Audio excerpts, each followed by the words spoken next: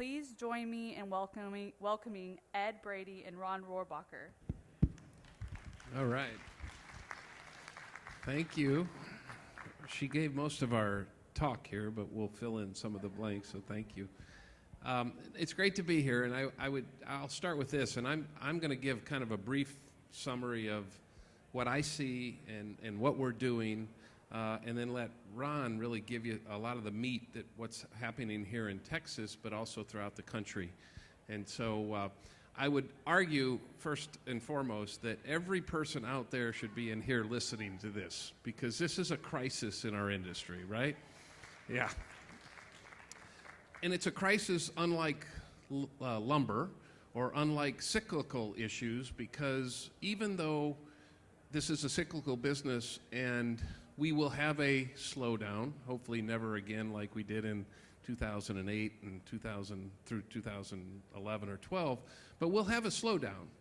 And that's the point when we have that slowdown that people forget about training the next generation of workforce. So the first question or first comment I would make is this is a long-term crisis. It's not the rising lumber prices today or tomorrow or hopefully yesterday. It is something that when you look at and Ron will go through some statistics, and I think you'll have Dr. Rob Dietz here next, talk about some of the economic factors, but this is a crisis that 40% of our workforce will retire in the next 10 years. I talk to plumbing manufacturers, and I talk to all kinds of manufacturers and say, if you don't have somebody to put in your plumbing fixtures, you're not going to be in business. And builders, and Keith and Ron being builders and all builders around here, can't build them fast enough. They can't build the product fast enough. I used to build homes I did an extreme makeover home in 4 days, if anybody's ever been involved in that. I had hair before I started that. I don't advise taking that on, but we used to build homes in 60 to 90 days. And we're production builders, and we moved through them really quick. And now we're building those same homes, or we were building those same homes, and builders, peers of mine that are building those same homes are 120 days, 150 days, 180 days. And so when you sit on that foundation for 30 days before you can get a framing crew, and then you wait on the plumbing crew and so forth and so on, add that to the regulation of 25 inspections for every house and re-inspections that takes another month.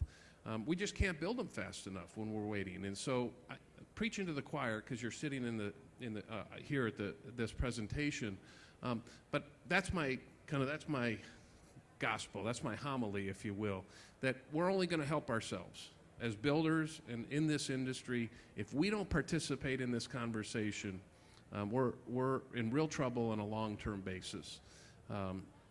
So what are we doing? What's it look like? April 2021, there were 347,000 open jobs in the construction industry.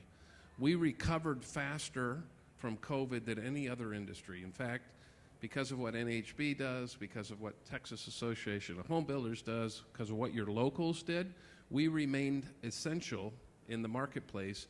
And so many of us, frankly, prospered during this crisis.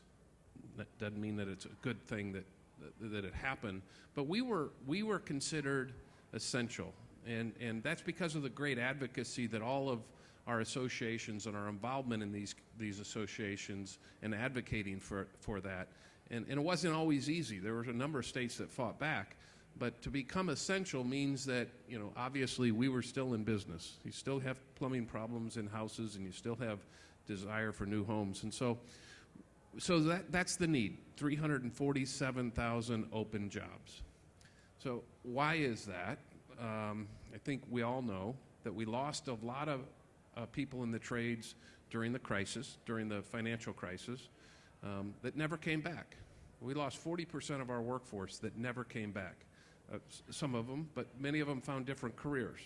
So there's an opportunity there because they left our career, our profession, they went to another one, and now there's a lot of displaced workers that are trying to get back or trying to come into the industry because their hospitality jobs, the other industries are not hiring at the pace that we are. And so we have an opportunity to take advantage of that to retrain or to upskill or to enter people into the career profession of building or tradesmen and women. So we should take that opportunity.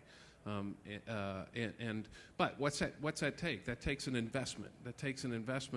I'm really proud and honored that the Texas Education Foundation granted $88,000 to the locals throughout Texas to bring our curriculum into their schools or into a program in their local area so that we can give opportunity to those that aren't training, don't have those opportunities to learn a skill. Very quickly, HBI, and then I'm going to turn it over to Ron. HBI has been around for 50 years, training skilled workers throughout the country. We train in 48 states. Anybody knows somebody in South Dakota, and I think it's New Hampshire, that we got a New Hampshire program now. So 49 states, whether it's in our license program or we're actually training. So we train across the country, including Puerto Rico. And in programs, our foundation 50 years ago or 40-some years ago started with Job Corps and continues to be our foundation. U.S. Department of Labor train at-risk youth, 16 to 24-year-olds, in a residential setting for the most part. They come in, they train for 8 to 12 months, they leave. These are kids, frankly, that don't have opportunity, don't have hope. And when they leave our programs, they have a credential using a curriculum that was designed by you, that was created by you, that it continues to be upgraded by you, and to a standard of which the Department of Labor acknowledges as a credible curriculum that can go into schools and go into these training programs. So that's our foundation. We train 1,500 students a year and place about 85% of those students. We place them in apprenticeships as well as other jobs in the residential or non-apprenticeship positions. We have community programs. We've got one in Houston with Habitat. We've got them all over the country, quite frankly. With Youth Build, we license 65 Youth Build programs throughout the country. We work with Habitat, Goodwill, Pathstone, different community programs. We work with juvenile justice programs and in corrections in 4 states right now, Florida, Illinois, Nebraska, and Colorado, where we actually train prisoner inmates behind the wall, again, giving them a purpose when they get out. Usually they're within 6 months of getting out. Good behavior. Every day that they're in class, they get time relieved from their sentence. And so we're saving the states money as they cut their time served.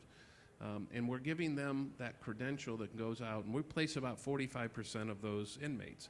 Harder placement, obviously, because of their history, but as many of you know, we're made up of small businesses, and we're a little bit more forgiving.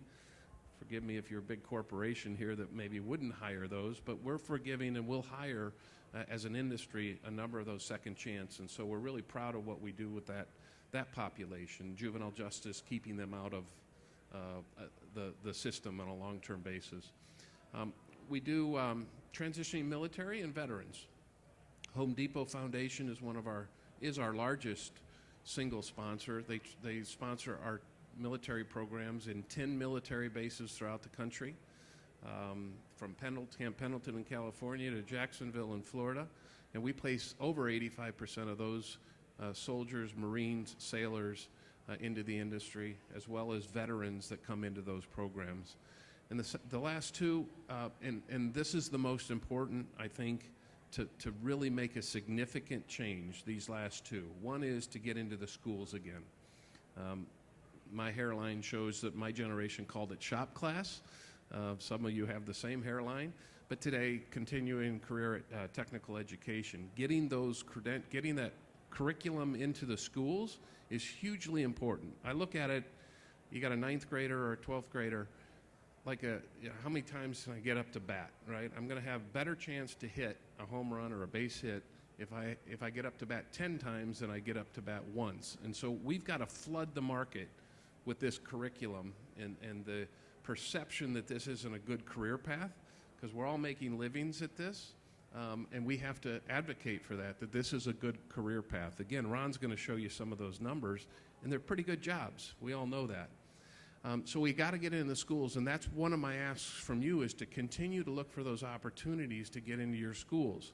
TAB helped us get on hopefully the magic, we're not there yet, but get on the magic list of Texas Education Association so that our curriculum is approved and then schools can get reimbursed for all the certificates that they're issuing. And we're on that path. We've been fighting it for a long time, and thanks to TAB and many of you on the grassroots that helped this process along where the governor signed a bill, we think we can get there. Within the next year, we're going to really be pushing you to help us introduce us to those ISDs throughout this state so that we can get the residential curriculum into the schools. And finally, we're opening academies throughout the country. HBI and partnering with the industry and some out of the industry, like the Charles Koch Foundation, Home Depot, Norboard, Perry Homes, other leading builders throughout the country, to open up a big box that would allow us to populate and train all of those groups under one roof and be able to, in a humanistic way, churn those students out so that we're graduating 30 students every 2 weeks, and we can provide the employers and the builders with that type of opportunity. So that's what HBI is, but HBI is out of Washington, D.C., although we're all over the country. Ultimately, we're only as good as the grassroots and only as good as what you're willing to help us partner with and get us into the local level and help ourselves. And that's what Ron's going to talk to you about. So thank you for allowing us to be here. I look forward to any other conversations we can have. Thanks.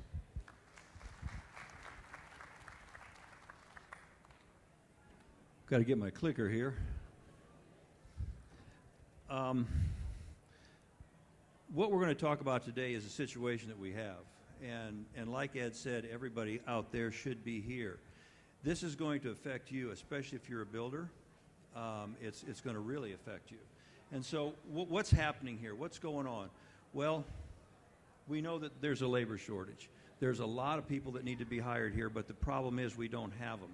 They're not available. And so what we're trying to do is to facilitate that.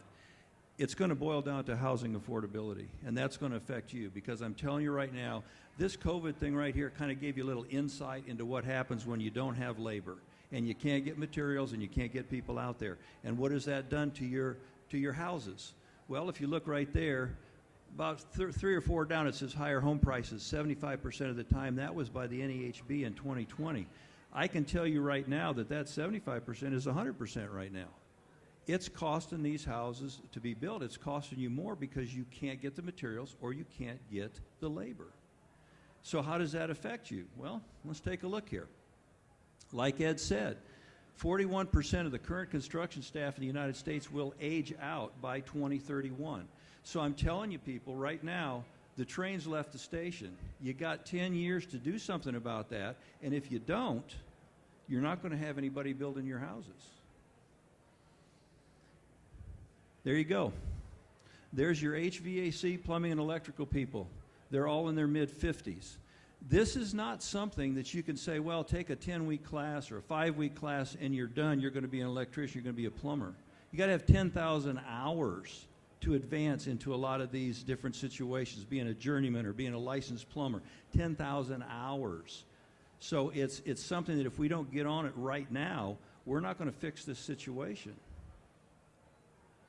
Let's take a look here. And now this is information not from me, because I'm just a Texas guy. So hopefully you can believe what these people are saying.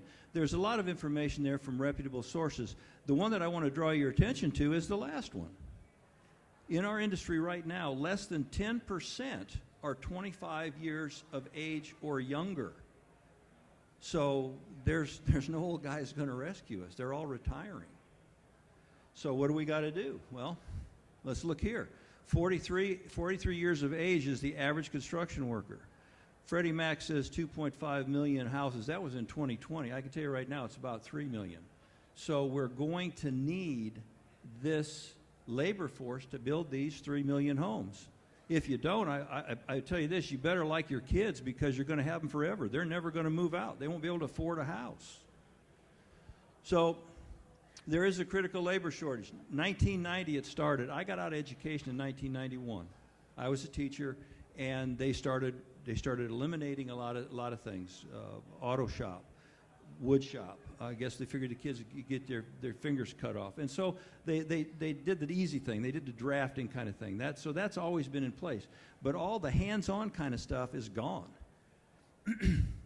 So how's this going to affect you? Well, right now, if you look, about $450 a day is what it costs you to have a home under construction. Whether you're paying financing or whether you're paying overhead, you're paying superintendent, that's what it costs you a day. For every $1,000 we raise the price of a home, 24,000 Texans can no longer afford it. So it's hurting your bottom line as far as people that you get through the door to buy your homes. Now, I did a little research on my company. We build about 3,000 homes a year, so I know that's a lot for some of you, but it's not D.R. Horton who's going to close 35,000 or 40,000. So let's put it into perspective. We're still pretty small.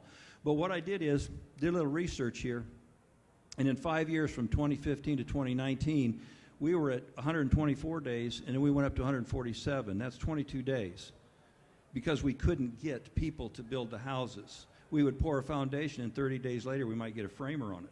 And if you look, that's $10,000. We'll add a zero to that 24,000. Now you're looking at 240,000 Texans can no longer afford it. That was just $10,000 worth of increase. And you know what's happened in the last couple months. So your audience is shrinking all the time. So what we need to do is we need to fill this pipeline with kids that are interested in coming to our industry and being a part of our industry. And we can't do it, we can't import labor, we've got to do it in-house. So we've got a Texas CTE two-step. That's Careers in Technical Education, if you've never heard that. And so we said, well, it's a two-step process. First thing is to revive the curriculums. Second thing is to get the people hired. That's the key. That's what's going to solve our problem. Well, if you look here, step one, TAB. They started in 2013, they saw this coming, and they passed House Bill 5. And House Bill 5 says, hey, curriculums in the Texas high schools need to include careers in technical education. Let's get them back in there. So we've had that. It's been kind of an upward battle. TAB's also helped us in other ways, too. If you look here, you can see during this last legislative session, House Bill 3938, and what that does is that eliminates the stronghold that TEA has on curriculums. They just like a couple curriculums. There's a lot more involved that we can get in there to teach our kids. HBAs program is one of them. So what we're trying to do is to get those programs approved by the TEA and get them into the high schools. I'm telling you right now, they also need to be in the junior highs. If you think about this, and we're behind that many students or that many people in our industry, we've got to start grooming these kids in the junior highs. High schools and colleges, they're going to be out, but it's not going to be enough. We've got to have that supply line. So we're going to talk a little bit more about that in just a second. We also have the Texas Builders Foundation, and what that does is that gives scholarships to students that want to enter our industry. But you know what? We started looking at that. And if you look down there, it says over 11 years we gave 83 scholarships to students, a couple $1,000s at a crack. And you know what we found out was that sometimes they take it for 2 or 3 years and then say, you know what, I don't want it next year because I don't want to get into your industry, so I'm done. So we've kind of wasted our money. So that's why we've taken that money there, and Ed talked about $88,000 that was contributed to the from the Texas Builders Foundation to try to get these HBI programs into community colleges. If we can do that, it's about $10,000. That's what it costs, $10,000. So $88,000, we could probably get 8 of these programs in, and you know what? You can run through as many kids as you want to, 200. However many you can get through in a year, that's what we can acquire, as opposed to giving individual scholarships to individual people. More bang for our buck. That's what we're starting to do. That's why we say, well, let's think outside the box. We're looking for ways to try to backfill all these people that we're going to lose here by 2031. I'm not going to belabor the fact HBI is a good tool for that. HBI is a program that was developed by the National Association of Home Builders. Builders put in and develop the curriculum so we know what it is. It's not people that don't know how to build houses or they're academics. These are folks that actually have done the work. So we know that the curriculum is right. And that's why we're advocating, and that's why we are trying as an industry to get these things into junior colleges or community colleges and into high schools. They partner with a lot of people. They also train the trainer. So if that teacher is not really familiar, they'll bring somebody down and say, this is how you use this program. This is how you teach these kids how to work. It's a good program. I want to congratulate these folks here. Take a look at that. Howard College, Greater Waco, Bryan College, Collin. There's a lot of folks trying to do a lot of things to try to backfill this pipeline. Houston, well, they're calling it the Houston model because we've done quite a bit. And we're the ones trying to think out of the box, and what we're trying to do is to get this information to everybody here in the state of Texas who wants to use it. One of the things that we did was with Habitat for Humanity. You know, think about this. There's junior colleges out there, community colleges, and they're going to teach construction in the back of a lab someplace. They build two walls together. They put a light in it and maybe a toilet, and that's their and you know, let's cut a couple rafter tails and put those up there. That's the roof. I'm telling you right now, if you're a Cub Scout and you go tie a knot, you get a merit badge, and you're a knot tire, but you're not a sailor by any way, shape, or form. You cut two rafter tails, you're not a framer by any way, shape, or form. And so what we did is we had an agreement. HBI has an agreement with the Habitat in Houston, and that anybody that wants to work at Habitat, they get paid $10 an hour, and it's the same HBI program, so consequently they're learning the same things or some of the same things that are taught in the community colleges. Plus they get paid $10 an hour. So by taking this thing and building a team with your local home building association, community colleges, Habitat, HBI, we can get more kids through here and actually give them real life experience. Who would you rather have, a guy that learns how to frame a house, somebody that's doing a little thing in a laboratory somewhere, or somebody that's actually building a house that has a lot of reps and's cut a lot of rafter tails? You know what, we can't, everybody says, oh, we're going to learn virtually, we're going to learn virtually, this is how we're not going to learn virtually, guys. I'm going to tell you right now, I don't want my brain surgeon to have learned virtually. I want him to be in there cutting on people, and then I know that he knows what he's doing. And it's the same way with these kids. We need to get them out there. We need to have a lot of reps, and this type of stuff gives it to them. What have we done in Houston? We've got two programs for kids that are at risk, Acres Home and Gulfton. We've got a program started with the Houston Community College. They didn't have anything. We went to them and said, would you do this for us? They said, yeah. And you know what? They have classes start at 10 o'clock at night because there are people that are in jobs right now that they don't want that. They want a better paying job, so they work, and then they come at 10 o'clock at night and they learn how to be a builder. Jim McInvale, you may know him as Mattress Mac. He's a heck of a guy, sells a lot of Tempur-Pedic mattresses. But that guy right there started an academy in Houston. It's about 17,000 square foot, and it's just for construction. That's what he does. Anybody that wants to learn, you go on in there. With grants and things, it doesn't cost those kids virtually anything. And he's providing daycare. Talk about thinking outside the box. So we have done some things. My company contributed $50,000 to go ahead and get the materials in there and the supplies so we could start to teach those kids. TAB, Habitat for Humanity, we talked about that. We have an engagement director from the Building Talent Foundation, which is part of the leading builders of America in Houston. There's one in San Antonio, there's one in Austin, there's one in Dallas. And what that purpose of that person to do is to go out there, find businesses that are hiring in our industry, and funnel these kids to them.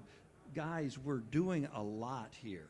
We're laying a big foundation, but we can only do so much, and that's why I'm glad you're here, because I'm going to tell you what you got to do. And you know what? It's not going to cost you anything. I'm not asking for money or anything else. I'm asking for a little bit of your time, and you'll see what happens here. HBAs, home building associations, they're going to be the ones that help you, no matter whether you're here in Houston, Dallas, whether you're in Austin or Lubbock. Those guys can help you. Texas Builders Foundation, we have money available so that we can get community colleges started with an HBI program. Habitat, we're willing to help Habitat out in your local area to use the HBI program so that you can get kids in there. There's a workforce development page I urge you to get onto at Tab, and it outlines a lot of things on there. You can see there's a map to all the high schools. So a home building association on the third one there can get to that map and say, well, who in my area has CTE classes? And maybe what we can do is to be introduced, and we'll get with those CTE teachers. That's how it starts. We have a building PowerPoint sequence we put together. It's on the Tab website. It takes a house from start to finish. So when you start the foundation stage and scrape the lot all the way through to where you're putting the landscape in and carpet. And what it does is it will outline the different stages of construction, how much those individual trades make in that specific phase, and how many we need in the coming years. It's free, okay? And we want to create a clearinghouse for home building associations. What are you doing? Todd sits right there. Todd Edison, he's probably one of your best champions. He's out there in New Braunfels, and he's with the tiny houses. And I'll tell you right now, when people in Houston or that area ask me and call me, hey, I'm thinking about building tiny houses, I say, not until you talk to Todd. That's how we can make this thing happen. We've got a lot of people here that are interested, but we're trying to make the connection here, and we'll help you. Tab will help you. I'll help you. Come on now. There we go. Part of this PowerPoint presentation, like I said, start from finish, earning potential, and how many we're going to need in the future. This is what it goes through. Lot prep all the way to final stage. Takes 45 minutes. So if you are an HBA, and what we're asking for, and you'll see a little slide here, is a builder advocate. If you have a builder in your home building association that likes to get up and speak, or is maybe a little bit nervous, download the PowerPoint. It will take you through the whole stage of construction, 45 minutes. You can do it in front of a class, and then if you're nervous, you only got 15 minutes to ask questions or answer questions, and you're out the door. So it's already there. It's there for you, but we need to get you out there and associate with these students. Here's one of the things that's part of the PowerPoint. $7.25, that's minimum wage. It's very interesting when you tell these kids that. That's what you're going to make. You do the math there, it's about, $1,400, $14,000 a year pre-tax. Don't even go into the pre-tax thing. They don't understand that. They don't understand that the government takes money away from you. So you say you got $14,000. Then ask them this question. How much is it? How much is the apartment? $1,000? That's 12 grand. You got $2,000 to eat, ramen noodles, put gas in your car, your insurance, buy your girlfriend something. That's it. It's not much money. So here's one of the slides. Oh, look here. Here's a mason. This is what they do. What do they make? Oh, son of a gun. Look there. We need 40,000 more of them. They make about $45,000, $46,000, and that's not overtime. So let's see, 14,000, 45,000. You might be able to hook them. Construction, we talk about putting in foundations. We do a little math for them. How many can they put in a week? How these foundations can they put in? Make about 5,000 per foundation times 52 weeks, 260,000, and that's, they're going to put in more than one a week. Information here about what people make. And look, every one of those is well over $14,000. And where you want to get into the plumber, electrician, flooring installer, they're making a lot more than that. But we need to show those kids that, because you know what? They don't know. So we've got 26 home building associations. Military's been going into our schools all the time, and they recruit the snot out of these kids. And we haven't. We're not going. So we've got 26 home building associations. If we get some builder advocates that go into schools and colleges, we can blanket Texas. We've got the PowerPoint program for you. You can download it off the Tab website. And then, we really went crazy there. Hang on. We'll get back eventually, maybe. There we go. Well, this is my favorite slide right here. This tells you what's going on right now. You take a look at Adam there, and he's got a bachelor's degree in philosophy. That's going to help him, isn't it? $100,000 worth of student debt, and he thinks only if you don't go to college, you're stupid. And then you look at Chris. Chris has a 4-year paid apprenticeship, no student debt, and he's going to disconnect Adam's electricity. And he'll probably have a smile on his face. So, we don't need philosophy majors. We need people that can get a saw and a hammer and go from there. we've got to change this, and we all need to work to change this because parents push this. And if you get into the junior highs and talk to these kids, then they'll talk to their parents. We can get all sorts of information to those parents. They can go on websites and see things, and maybe, you know, their plumber kid is going to make more than the podiatrist here in the next 10 years. Unfortunately, that was the easy part. Here's the hard part. How do we get the people hired?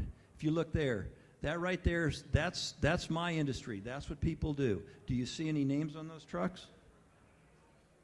When's the last time you saw a framer that has a storefront or a website or truck advertising? They don't have that. And so now if we do a great job of getting this curriculum and all these people involved and getting them through and getting these classes, how do we get them employed? Okay, it's just not that easy. Now, plumbers, HVAC, and electrical, yeah, they got some money. But these guys, no, not so much. So we have to facilitate that. How do we facilitate it? Local home builders start the conversation with the schools. We put the advocates in those schools. We make the contacts. We talk to the CTE teachers. Those graduates, then information can be sent to the home building associations. Amy Bertrand, who is new to our industry, at least at Houston, she just took over a couple months ago, and I couldn't wait for her to get in there. I said, "Can you help us out?" "Yeah, okay, we'll get a workforce page. We'll do this." She's helping us do a lot of things. Your home building associations can do that. You just got to ask them. HBAs can create a job board. It's not expensive. They got websites. Put it on there.